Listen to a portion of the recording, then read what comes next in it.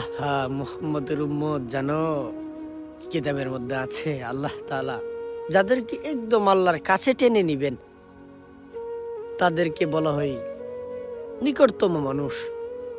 আল্লাহ বলেন, আমি আমার হাবিব মুহাম্মদ সাল্লাল্লাহু আলাইহি ওয়াসাল্লামকে আমি আমার কাছে টেনে নিব। আল্লাহর নবী তখন বলবে, উম্মত জানো, আমি সেই মুহাম্মদ যার জন্য আল্লাহ তাআলা নিজে বলবেন, নবী আপনি আমার পাশের চেয়ারের মধ্যে বসেন। আল্লাহর নবী বলেন, আনা মিনাল মুকাররাবিন, আমার জন্য আল্লাহ তাআলা তার সিংহাসনের পাশে মাহমুদে মাকামের মধ্যে আলাদা একটা জায়গা করে নিবে। সেখানে আমার জন্য একটা চেয়ার, একটা আলাদা জিনিস আমার জন্য বরাদ্দ করা হবে। আল্লাহ তাআলা ডেকে ডেকে বলবেন, মুহাম্মদ আপনি বসেন না। আল্লাহ নবী সাল্লাল্লাহু আলাইহি ওয়াসাল্লাম বলার কারণে উনি ওনার হাত দ্বারা সেই চেয়ারকে ধরবে, তার আসনকে ধরে রাখবে। আল্লাহ তাআলা বলবেন, হাবিব আপনি বসেন না কেন? আল্লাহ নবী তখন বলেন, মুহাম্মদের উম্মত শোনো তোমরা ভালো করে। নবীজি বলেন, মালিক আপনি বলার কারণে আমি আমার সিংহাসনকে ধরে রাখলাম, তবে মাওলা আমি বসবো না।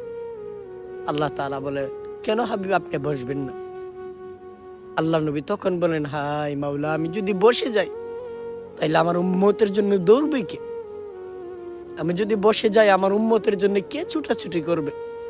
কোন দিকে জানি আমার কোন উম্মত গুনাহের কারণে, নাফরমানির কারণে আটকে যাই। মাওলা আমি যদি বসে যাই আমার উম্মতের জন্য কে দৌড়াদৌড়ি করবে? হাই বন্ধু, মাওলাকে চিনলা না, শত্রুকেই বন্ধু বানাইলা, আল্লাহকে চিনলা না।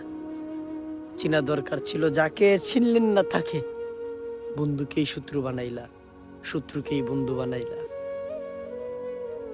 এমন নবীকে চিনতে পারলা না ভাইয়া, যে নবী নিজে বলেছেন, হাই উম্মত আমি যদি বসে যাইতাম তাহলে আমার উম্মতের জন্য কে দৌড়বে, কে লড়াই করবে?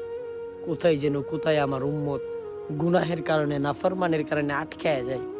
আমি যদি বসে যাই আমার উম্মতকে কে দেখবে? বাবা চিনলেন না।